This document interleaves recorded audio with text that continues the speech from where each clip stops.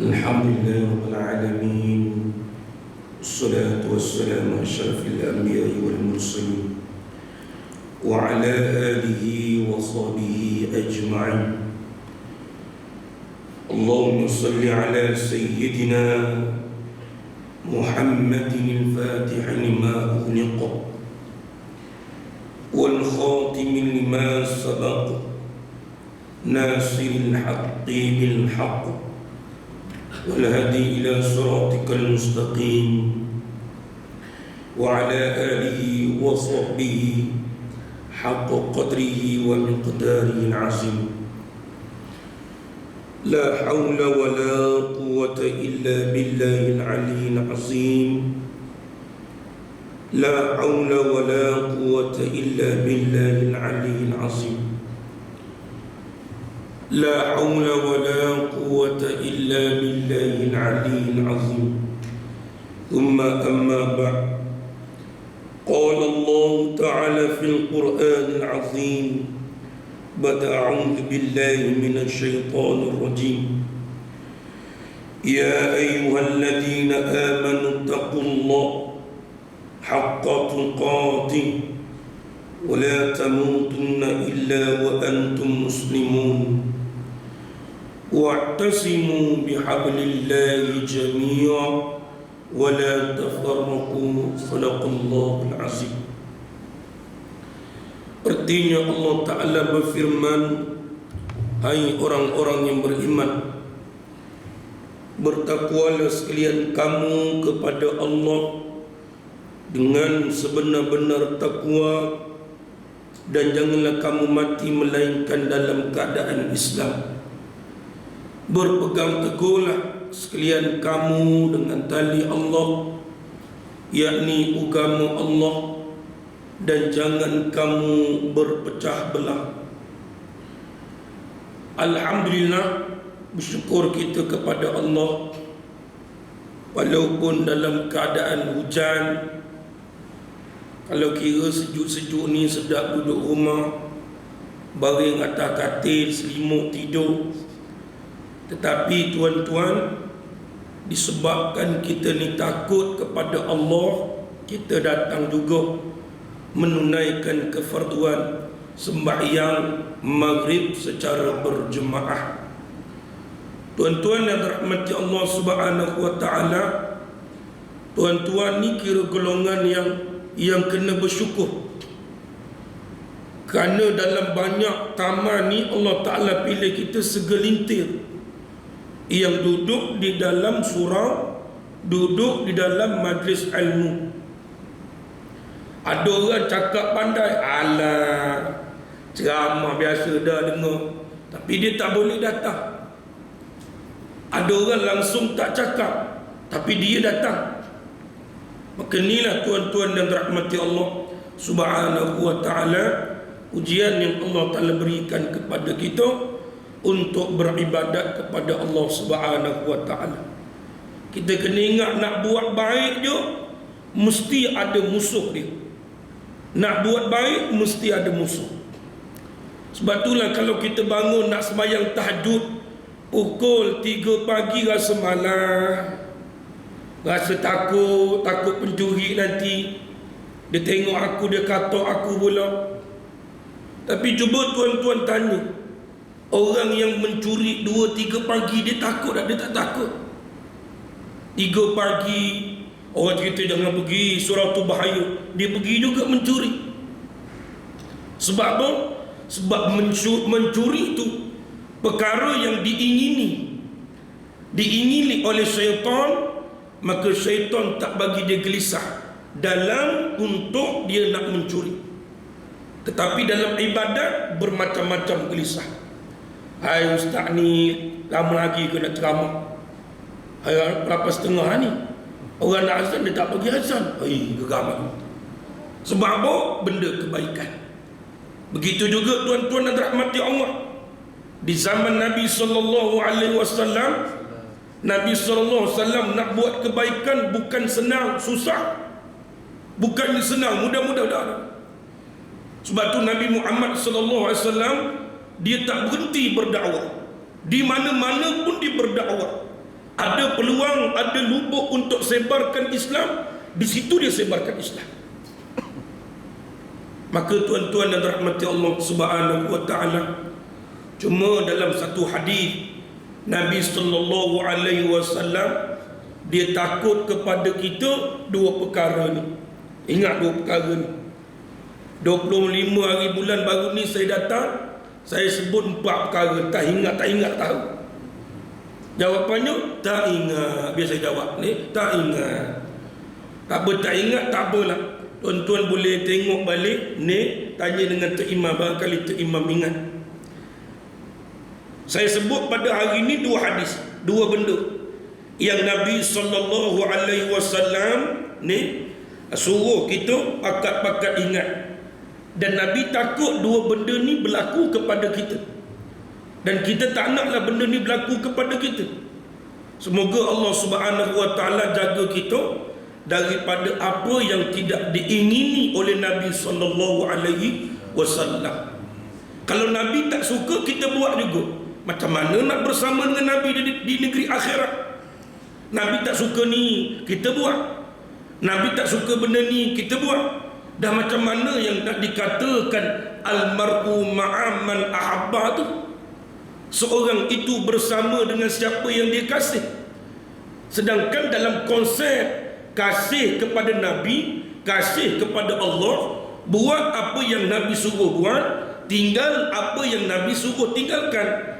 Dan apa yang Nabi kata, itu semua datang daripada Allah Subhanahu wa taala.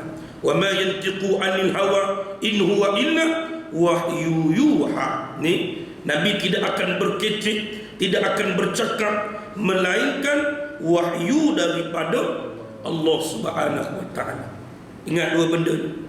Sabda Nabi sallallahu alaihi wasallam, wa ana inna ashadda ma akhafa alaikum khuslatani ittiba'ul hawa wa tulul amali.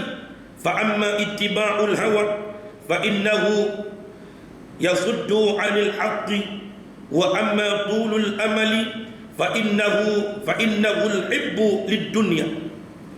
Artinya Nabi sallallahu alaihi wasallam bersabda bahawasanya yang sangat aku takut, aku tu Nabi lah, yang sangat aku takut akan atas kamu itu. Masa tu Nabi sallallahu alaihi wasallam dia berkecek bercakap dengan sahabat ni. Masa tu kita tak ada lagi, tapi benda ni jugalah yang Nabi sallallahu alaihi wasallam takut kepada kita semua, sekiranya benda ni ada di dalam diri kita. Dan benda ni juga bila kita tahu, kita kena jauh lah. Kerana tuan-tuan kena tahu, orang yang berilmu, dia ada tahu ilmu agama, benda ni maksiat, benda ni salah, dia buat juga, maka dialah terlebih utama masuk ke dalam api neraka berbanding mereka yang jahil, yang tak tahu, kemudian buat maksiat. Ni 2 benda kata Nabi SAW, bahawasanya yang sangat aku takut akan atas kamu itu, yakni pada sahabatlah pada ketika itu, 2 perkara. Ada 2 perkara. Yang pertama kata Nabi sallallahu alaihi wasallam, ikut hawa. Hawa tu apa? Ikut hawa nafsu. Ikut hawa nafsu. Ni yang paling Nabi SAW takut. Ikut hawa nafsu tu tuan-tuan dan rahmati Allah, dia mengikut apa yang bukan keperluan dia.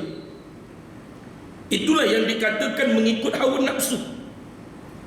Dia ada duit RM20, dia rasa kenyang lagi, dia pun beli nasi pula. Ini orang makan ikut hawa nafsu. Dia rasa dia boleh dengar kuliah, tak ada keuzuran, dan dia pun tak pandai ilmu yang diajar oleh ustaz. Rasa nak baliklah, nak dengar berita. Inilah contoh orang yang ikut hawa nafsu. Maka ni Nabi SAW takut. Begitu juga sekarang ni tengah viral orang yang kahwin 2, kahwin 3. Ada yang kahwin ikut hawa nafsu, ada yang kahwin kerana Allah Subhanahu wa taala. Bila cakap kenapa awak kahwin lebih, ikut sunnah, betul ikut sunnah. Tetapi tuan-tuan, lani masyarakat kita buat bukan ikut sunnah, ikut perbuatan yang punah. Tahu punah? Kalau kecil Kelantan kata punah gana. Kalau kita ni bahasa orang Selangor, nam jahanam. Sedangkan itu perkara sunnah, betul itu perkara sunnah. Tetapi bila kita menggunakan perkara sunnah, perkara kebaikan dengan landasan hawa nafsu, jahanam kita. Sebab itulah pertama Allah Ta'ala jadikan malaikat ada akal, malaikat tak ada nafsu. Kemudian Allah Ta'ala jadikan manusia ada akal dan ada nafsu. Kemudian Allah Ta'ala jadikan binatang tak ada akal tapi dia ada nafsu. Sebab itulah malaikat ni tak kira perempuan cantik ke perempuan tak cantik, dia buat dosa tetap malaikat tulis. Kita ni ada nafsu. Nampak perempuan cantik sikit, Mak, Minah, mari sini, awak depan lah, mari. Sebab kita ada nafsu. Malaikat tak kira kau menteri ke, cantik ke, buruk ke, kaya ke, miskin ke, buat salah, derhaka kepada Allah, tulis segala kesilapan dia. Kita ni ada nafsu. Perempuan cantik lawa weh, abang nak minta IC saya ke, nak saman, tak payah saman, hari ni saya maafkan awak, perempuan cantik. Tapi kalau Tok Imam lalu pakai serban, dia tahan Cik Imam, Tok Imam, serban mana helmet? Ni pakai serban susah sikit nak pakai helmet, keluarkan IC, saya nak saman awak. Sebab apa? Tok Imam. Tapi kalau Tok Imam kata, saya ada anak perempuan ni, dua orang, masih lagi solo, awak nak? Boleh Tok Imam jalan pula. Faham tidak apa yang cakap ni? Maka inilah yang dikata oleh Nabi SAW, ikut hawa nafsu paling aku takut sekali. Hari ini kita kahwin dua sebab apa? Kahwin tiga sebab apa? Mesti kita tahu, okey, aku kahwin dua sebab bini aku ni sakit, ataupun sebab nak menjagakan diri aku, isteri aku ni tak larat dan layan aku terpaksa kahwin seorang lagi. Maka ini betul, kahwin kerana sunnah Nabi SAW dan kahwin kerana keperluan. Tapi bini pertama rajin masak, bini pertama rajin kejut suami dia subuh, bini pertama basuh baju, bini pertama bukan cakap cuci lantai, siling, kipas, aircon, semua dia cuci. Tak ada alasan untuk kahwin seorang lagi. Kalau dia kahwin seorang lagi, ini kahwin yang mengikut hawa nafsu. Ini kahwin yang mengikut hawa nafsu, tuan-tuan. Ni ke terkena kat siapa? Tak ada ni. Makin ikut hawa nafsu. Inilah yang paling dibenci oleh Nabi SAW. Saya teringat kata guru saya, ni seorang ulama yang hebat. Tapi guru saya pun dia ceritakan tentang ulama ni, dia tak ceritakan siapa ulama tersebut. Guru saya kata ada seorang ulama hebat, dia berasa nak makan daging lembu. Sedangkan perut dia kenyang dah. Dia berasa nak makan daging lembu, perut kenyang. Maka dia suruh bini dia masak, yang bakar daging lembu, bini pun bakar daging lembu.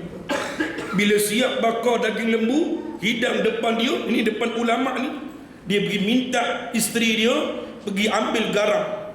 Isteri dia bawa lah garam satu bekas, dia ambil garam tersebut, dia letak ke atas daging begitu banyak dia garam tersebut. Dia pun ambil daging, sumbat dalam mulut. Dalam masa yang sama dia kata kat diri dia, ni kau nak daging sangat kan? Kau dah kenyang dah, betul kau nak daging pula? Makan masing-masing. Makan. Dia nak ajar diri dia. Sebab itulah tuan-tuan, orang yang tak mampu nak berkahwin, Nabi kata suruh berpuasa. Sebab berpuasalah yang melemahkan hawa nafsu dia. Berpuasalah yang melemahkan hawa nafsu dia. Kemudian yang kedua, kata Nabi SAW, panjang yang kedua yang ditakuti oleh Nabi SAW berlaku kepada kita semua. Yang kedua, panjang angan-angan. Panjang angan-angan. Macam lagu tu kan, cita-citaku menjadi orang kaya. Apa lagi? Saya tak ingat juga. Ni panjang angan-angan. Cita-cita tu angan-angan lah tu. Tuan-tuan, kalau angan-angan dia, aku nak menjadi kaya, kemudian nak bersedekah, boleh. Tetapi angan-angan tu jangan dipanjang-panjangkan. Jangan dipanjang-panjangkan. Contoh. Kita lah ni umur dah 60. Maaf, umur kita sekarang 55. Tak apalah, nanti umur 60 aku taubat lah. Panjang angan-angan. Dia tahu ke umur 60 tu dia hidup lagi ke mati? Ni orang yang panjang angan-angan. Maka boleh membawa bahaya dalam diri dia. Bahaya. Orang yang panjang angan-angan ni bahaya dalam diri dia. Cuma kita ni disuruh untuk sangka baik. Boleh sangka baik. Kan hadis kudusi kan, ana inda zanni abdi, aku ni di sisi sangka hamba aku. Nak sangka baik tak ada masalah. Tapi yang dilarang oleh Nabi SAW, panjang angan-angan. Tak apalah, hari ni ustaz kata sembahyang tahajud, nantilah bila aku dah tua baru sembahyang tahajud. Tuan-tuan, kita yang tua, depan kita mati. Nak ustaz muda tak boleh. Orang muda pula belum tentu lagi dapat merasai umur pada waktu tua. Yang muda belum tentu lagi dapat tua. Yang tua depan tu mesti mati. Maka sebab itulah Nabi SAW suruh jangan panjang angan-angan. Kalau hari ini berasa nak sedekah, sedekah. Kalau hari ini berasa nak buat kebaikan, buat kebaikan. Kalau hari ini berasa nak dengar kuliah, pergi dengar kuliah. Jangan lengah-lengah dah. Kerana mati ni semua orang tak tahu. Ada mati dalam bawa kereta, ada mati dalam ibadat, ada mati dalam sembahyang. Sebab itulah Nabi kata jangan panjang angan-angan. Nak buat ibadat, teruskan buat amal ibadat. Esoklah pergi kuliah, esoklah pergi kuliah, lusalah. Buat apa aku nak pergi kuliah hari ni? Esok kan ada juga ustaz kuliah. Betul, esok ada. Tapi kita ni tak tahu besok kita ada ke tidak. Besok hari apa esok? Hari ni apa? Ahad. Besok hari Isnin. Esok mesti ada. Tapi kita ni esok ada ke tidak? Kita tak tahu. Maka ni dari pesanan Nabi SAW, kamu janganlah panjang angan-angan. Dua benda ni tuan-tuan kena ingat. Hawa nafsu dan juga jangan panjang angan-angan. Yang lebih menakutkan lagi, dia ikut hawa nafsu buat kebaikan. Ini pun berat juga. Tuan-tuan jangan ingat hawa nafsu ni bila buat kejahatan je. Ada juga orang buat kebaikan ikut hawa nafsu. Ada. Syaitan ni cerdik, dia bukan serupa kita. Syaitan ni dia cerdik. Aku dah semayang dan ni sunat ba'diyah, berasa nak semayang lagi, semayang lagi, tak puas-puas. Semayang lagi lah, semayang lagi, ikut hawa nafsu. Dalam masa yang sama, semayang qada dia dulu, dia tak buat. Dalam masa yang sama, perkara-perkara yang wajib dia tak buat. Sebab apa? Ditipu oleh syaitan dengan hawa nafsu, ditipu ke atas buat kebaikan. Ada. Tuan-tuan jangan ingat syaitan tipu ni buat maksiat je. Ada juga syaitan tipu dalam keadaan kita buat kebaikan. Ada juga. Ada. Lebih baik aku sedekah lah.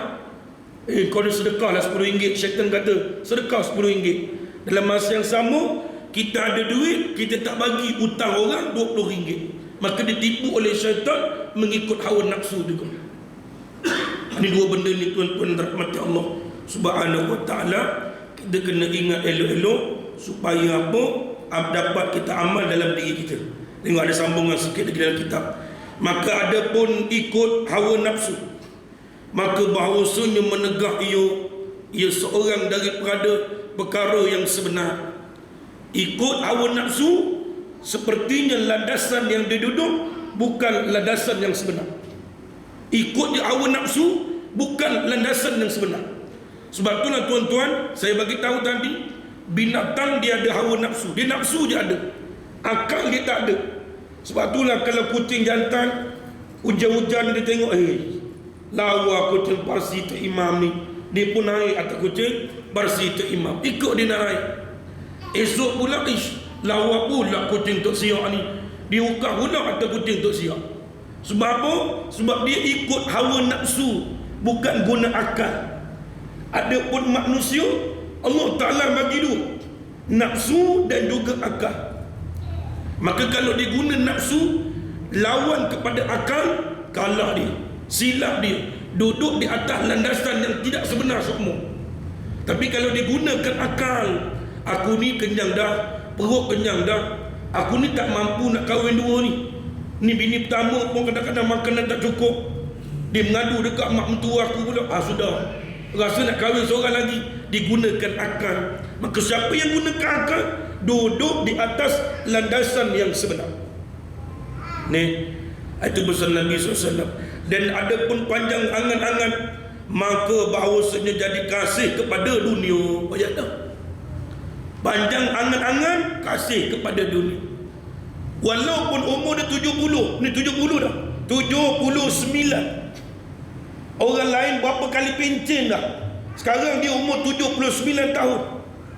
Tapi disebabkan dia panjang angan-angan lagi, nanti 10 tahun lagi aku nak buat gini, 50 tahun lagi aku nak buat gini, menyebabkan dia kasih kepada dunia. Hubbud dunia ra'su kulli khati'ah, kasih kepada dunia kepala bagi segala kejahatan. Sebab itulah kalau kita ni nak jadi orang baik, ataupun kita nak amalkan dengan hadis Nabi, jangan ikut hawa nafsu, jangan panjang angan-angan, kena kawan dengan orang yang tak ikut hawa nafsu, kena kawan dengan orang yang tidak panjang angan-angan. Kita nak berubah ni, tak nak ikut hawa nafsu, tapi kawan dengan kawan-kawan yang ikut hawa nafsu. Maka tuan-tuan, kita tidak akan boleh lawan hawa nafsu. Semestinya kita ikut hawa nafsu, kerana kita ni akan buat sesuatu perkara mengikut suasana. Sebab itulah tuan-tuan rahmati Allah, di Mekah, kalau katalah di Mekah sembahyang Zuhur, masuk apa Zuhur? Sini. Saya pun dah lama tak pergi, tak ingat Zuhur Mekah. Contoh kita ambil di sini ya. Katalah Zuhur pukul 1 suku. Ni 1 suku, 12.30 kita pergi dah. Tapi 12.30 pun lewat dah, pukul 12 kita pergi dah. Sebab apa? Suasana orang pergi awal. Tapi di Malaysia, orang azan, orang qomat, tu imam tayar akhir, baru kita masuk. Sebab apa? Suasana ramai orang datang lewat, kita pun lewat juga. Maka sebab itulah tuan-tuan rahmati Allah, kita nak amalkan hadis Nabi SAW ini untuk kebaikan, kena cari juga kawan-kawan yang beramalkan dengan hadis ini. Sebab tu kita nak kawan tengok orang juga. Sayyidina Abu Bakar As-Siddiq, sebelum dia masuk Islam, sebelum Islam datang kepada Nabi Muhammad, dia kawan rapat dengan Nabi SAW, kawan rapat. Sebab itulah bila dia dapat berita bahawa Nabi Muhammad SAW dapat wahyu daripada Allah, di antara orang yang cepat pergi berjumpa dengan Nabi Muhammad, siapa dia? Sayyidina Abu Bakar As-Siddiq radhiyallahu anhu. Sayyidina dengan Abu Bakar, Sayyidina Abu Bakar dengan Nabi Muhammad, siapa yang tua? Nabi Muhammad tua. Nabi Muhammad umur 40, dapat wahyu daripada Allah. Baginda Sayyidina Abu Bakar As-Siddiq 38 pada ketika itu. Tetapi akhlak Sayyidina Abu Bakar ni lebih kurang sama macam Nabi Muhammad. Sebab apa? Dia kawan dengan orang yang baik. Tuan-tuan tak percaya, saya sendiri dapat merasakan, dulu duduk di madrasah, kawan-kawan semua cakap, anta nak pergi mana? Anta, bukan unta, anta. Anta tu kamu, anta nak pergi mana? Ana nak pergi tandas, anta ana. Suasana ni mempengaruhi kita. Cakap anta anak. Tapi bila saya balik pula di Johor, saya jumpa dengan kawan saya, engkau aku je. Engkau tak pergi masjid ke?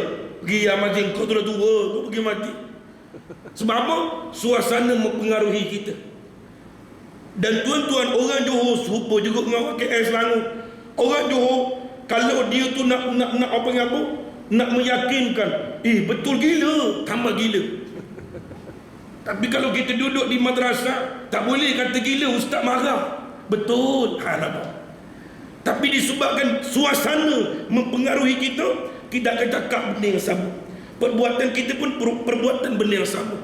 Sebab tu ramai orang yang duduk di madrasah, tuan-tuan pergilah. Ni apa yang saya cakap ni, tuan-tuan pergi tengok sendiri.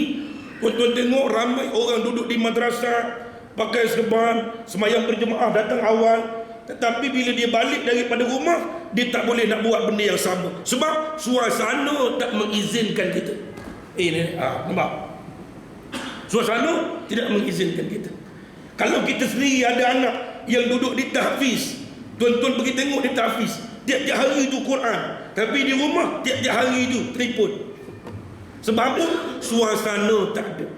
Sebab itulah tuan-tuan yang datang ke masjid ni, ada suasana bersama dengan orang-orang yang belajar majlis ilmu agama. InsyaAllah kita akan dapat suasana terkawal daripada hawa nafsu, terkawal juga daripada panjang angan-angan. Faham ke tidak ni? Saya tak boleh cakap slow-slow, suara tak keluar. Kena kuat sikit. Kemudian pula tuan-tuan dan rahmati Allah, sambungan sikit lagi dalam kitab ni, maka bahawasanya manusia itu terkadang maaf tak sebut ni ada dua perkara, maka adalah sebab yang menjadikan panjang angan-angan itu dua perkara. Pertama jahil, kedua kasih. Faham ke tidak? Gini tuan-tuan, tadi saya bagi tahu kat tuan-tuan, Nabi SAW takut berlaku ke atas umat dia dua perkara. Saya ulang balik ni. Yang pertama, jangan ikut hawa nafsu. Yang kedua, jangan panjang angan-angan. Okey, pecahan daripada jangan panjang angan-angan ni dua. Sebab apa dia panjang angan-angan? Pertama, dia jahil. Kedua pula, dia kasih, yakni kasih kepada dunia. Jahil. Sebab tu kita ni tak tahu, belajarlah ilmu agama. Belajar ilmu agama. Tuan-tuan, ada seorang ustaz, dia berasal daripada Australia. Sejak dia masuk Islam, umur dia 28 tahun sampai sekarang umur dia 59 tahun, tak pernah tinggal mengaji, tak pernah tinggal mengaji. Bukan maksud saya mengaji ni mengaji Quran, mengaji kitab Arab tak pernah tinggal. Daripada mulut dia fasih cakap Inggeris, memanglah dia orang Australia, sampai fasih cakap bahasa Arab. Hebat daripada ustaz dekat Malaysia ni lagi. Tuan-tuan panggillah ustaz Malaysia ni, cuba masukkanlah kita nak timbang ilmu, nak ceritanya hebat dia lagi dalam menuntut etik ilmu agama. Tak boleh lawan. Ni berjambang orang Australia. Siapa nama Ustaz? Saya tak ingat nama dia. Ni tak ingat nama dia. Yusuf ni orang hebat tuan-tuan. Tak berhenti belajar ilmu agama, tak berhenti. Sebab apa? Sebab ni lah tuan-tuan, mereka-mereka yang jahil, punca daripada kasih kepada ilmu agama. Kasih kepada dunia. Silap semua malam ni. Ni ada makanan ke? Kalau ada makanan kurang sikit silap. Ni.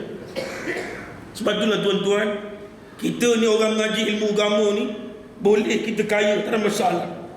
Kita tengok sekarang pun ramai ustaz-ustaz yang kaya, tak ada masalah. Tetapi jangan sebab kaya tu menggelapkan hati kita, dan jangan sebabkan kaya tersebut kita kurang kepada amal ibadat ni. Jangan buat lagu tu. Kaya tak salah, harta dunia tak salah, kitalah yang salah menguruskan harta tersebut ni. Tetapi ramai orang kaya yang lupa diri. Ramai tuan-tuan ni. Ramai orang kaya boleh pukul memukul. Ramai orang kaya boleh tipu menipu. Ramai. Ada juga orang miskin menipu, tapi jaranglah. Kebanyakannya orang kaya. Saya dah bagi tahu kan, di antara yang banyak duduk dalam api neraka, yang pertama kaum wanita, yang kedua siapa dia? Orang-orang kaya. Bila sebut orang kaya, abang saya 2-3 hari lepas, abang kandung sendiri, dia partner dengan seorang kawan dia. Kawan dia orang kaya. Dalam agreement buat perjanjian. Untung rugi menyaga sama-sama kita tanggung. Ada agreement. Tapi tuan-tuan biasalah menyaga ni kadang-kadang naik, kadang-kadang turun. Nama pun menyaga. Ni bukan mencuri. Mencuri memanglah hari-hari naik. Berniaga. Maka tuan-tuan satu hari dia pun bagi tahu dekat abang saya bahawa dia tu tak nak lagi dah partner bisnes dengan abang saya. Tak apalah. Dia kata duit aku yang pernah aku taburkan dalam perniagaan, aku nak balik. Dalam masa yang sama, dia ambil aset-aset perniagaan. Aset-aset perniagaan dia ambil. Lebih kurang bernilai 30,000, 20,000 aset tersebut. Dia suruh abang saya pula bayar duit lagi, berpuluh ribu lagi. Abang saya kata, saya boleh bayar, tapi biarlah kita pakai sistem mahkamah. Sebab kita ada buat agreement. Dia pun hantar WhatsApp dekat abang saya. Kalau kau tak nak bagi aku duit, aku akan hantar orang. Siap badan kau nanti. Ni ringkaskan cerita tuan-tuan, abang saya baru balik daripada gym. Abang saya main gym. Badan ni lebih kurang saya juga sadar. Ni lebih kurang lah. Dia balik daripada gym lebih kurang dalam pukul 8. Pada ketika tu datang kereta Vios dalam tu 4 orang. Seorang duduk dekat driver, 3 orang keluar belasah abang saya. Dan berdarah ni semua ni. Tuan-tuan boleh tengok Facebook saya PU Ramadan, saya ada kongsikan gambar abang saya. Darah ni tuan-tuan. Dia kata dengan abang saya, kau jangan lari. Bila kata jangan lari, dia terus abang saya padam. Terus, tak ingat. Bila tengok di pintu-pintu depan pagar, penuh dengan darah, penuh dengan terpecikkan darah. Sampai sekarang. Dan bukan cakap kepala saja tuan-tuan, pergi pula hospital 2-3 hari, ada pula buasi barangkali tekanan kesakitan daripada kepala tersebut, dia pun teran, kemudian ada pula buasi. Lepas tu ditanya pula kawan abang saya, tanya balik dengan dia, ni awak ni yang hantar budak-budak Dia kata tak ada, dia tak mengaku. Ni biarlah dia tak mengaku tu, kita pun tak ada bukti. Sebab yang datang pukul tu pakai topeng, pakai tutup mulut. Ni dia pun hantar mesej ke abang saya. Dia kata, Farid, abang saya nama Farid. Farid, kau nak kerja dengan aku balik tak? Dia kata gitu. Tak apalah, duit tu aku halal. Ni menunjukkan bahawa dia yang hantar orang. Tapi wallahualam, sekarang ni masih dalam siasatan polis. Nak ceritanya, inilah kasih kepada dunia. Orang sanggup buat apa-apa saja tuan-tuan. Sampai sekarang abang saya kerja pun tak boleh, apa pun tak boleh, kepala sakit lagi. Inilah tuan-tuan yang dirahmati Allah. Hubbud dunia rasu kulli khati'ah. Kepala bagi segala kejahatan. Sebab apa? Kasih kepada dunia. Kalau kita tak kasih kepada dunia, biarlah kita halal. InsyaAllah dunia selamat, dunia aman. Kalau Nabi Muhammad dia kasih kepada dunia ni, tuan-tuan ni semua tak dapat rasa Islam ni, tak dapat rasa nikmat Islam. Dan orang-orang kat Mekah tu, para sahabat Nabi ni semua miskin. Nabi Muhammad sendiri seorang kaya. Tapi Nabi Muhammad tak nak dunia. Sebab Nabi Muhammad terlebih tahu daripada kita, dunia ni tak ada nilai di sisi Allah Subhanahu wa ta'ala. Tak ada nilai. Kemudian Nabi Muhammad didik pula isteri dia yang bernama Khadijah, bahawa dunia ni tak ada nilai. Sebab itulah Khadijah boleh bagikan segala. Bukan barang emas, cincin perkahwinan, tak. Segala harta tu pergi untuk fi sabilillah. Sebab apa? Dia tahu dunia ni tak ada apa-apa. Sebab dulu tuan-tuan, belajar ilmu agama ni jangan berhenti. Jangan berhenti. Tuan-tuan ke, makcik-makcik ke, hatta saya sendiri pun jangan berhenti belajar ilmu agama. Hari tu tuan-tuan, Ustaz Abdul Samad Indonesia tu, pakai songkok, ceramah buat lawak-lawak tu kan. Dia dijemput di Kelantan, berceramah di stadium Kelantan. Yang duduk depan dia tak tahu siapa dia. Syekh Nuruddin Al-Banjari, Ustaz Azhar Idrus. Bapa-bapa duduk dengar ceramah Ustaz Abdul Samad. Tuan-tuan, Ustaz Azhar Idrus ni tak cerdik ke dalam ilmu agama? Cuba jawab sikit. Cerdik. Syekh Nuruddin ni tak cerdik ke dalam ilmu agama? Cerdik. Bapa-bapa tak cerdik ke dalam ilmu agama? Cerdik. Tapi mereka belajar juga ilmu agama daripada seorang ustaz yang lebih ilmu daripada mereka. Itu sangkaan mereka je. Sebenarnya mereka ni tawaduk, merendah diri. Kita ni dah tak pandai, malah pula nak belajar. Subhanallah. Maka tuan-tuan rahmati Allah, sebab itulah punca daripada panjang angan-angan ialah jahil. Jahil tu apa? Bodoh. Bodoh tu apa? Bengong. Bengong tu apa? Bahlul. Bahlul tu apa? Tolong. Kalau tak faham lah. Sebab orang Kelantan ni dipanggil tolong. Mu ni tolong. Orang Kelantan. Itu yang pertama. Dan yang kedua tuan-tuan, menyebabkan dia ni panjang angan-angan, kasih. Kasih tu bukan diterjemahkan dengan kasih kepada Nabi, diterjemahkan kasih kepada dunia. Dan tuan-tuan jangan ingat kasih kepada dunia ni semata-mata kasih kepada duit, bukan. Dia termasuk kasih kepada dunia, kasih kepada baju, harta benda, kasih kepada isteri, kasih kepada anak-anak, kasih kepada kereta, kasih kepada keluarga. Inilah yang diceritakan kasih kepada dunia. Bila kasih dekat anak-anak, ya Allah, aku nak tengok anak-anak aku besar, berjaya, supaya dapat PhD, degree. Kasih kepada dunia. Ya Allah, ni harta aku ni, ya Allah, rumah aku buat besar ni, ya Allah, sayangnya nak tinggal. Kasih kepada dunia. Bila kasih kepada dunia, inilah punca sebab daripada panjang angan-angan. Sebab itulah tuan-tuan rahmati Allah Subhanahu wa taala, Nabi Muhammad suruh duduk dalam dunia ni ada dua sifat. Yang pertama sifat apa? Khauf. Yang kedua sifat apa? Roja. Ni khauf, takut. Roja, harap. Bukan rojak makan tu, kan? Roja artinya harap. Sebab itulah tuan-tuan dan rahmati Allah, kebanyakannya di masjid-masjid, di surau-surau, yang datang ni semua orang berumur-berumur, ataupun dipanggil sebagai orang tua lah, senang. Macam mana tahu orang tua? Dah rambut putih, janggut putih, misai putih, tua lah orang panggil. Tua mana? Maka yang ramai datang ni orang tua-tua. Pakcik-pakcik sekalian, jangan pernah berkata di mulut kita, aku ni dah tua dah. Azan dulu, azan dulu.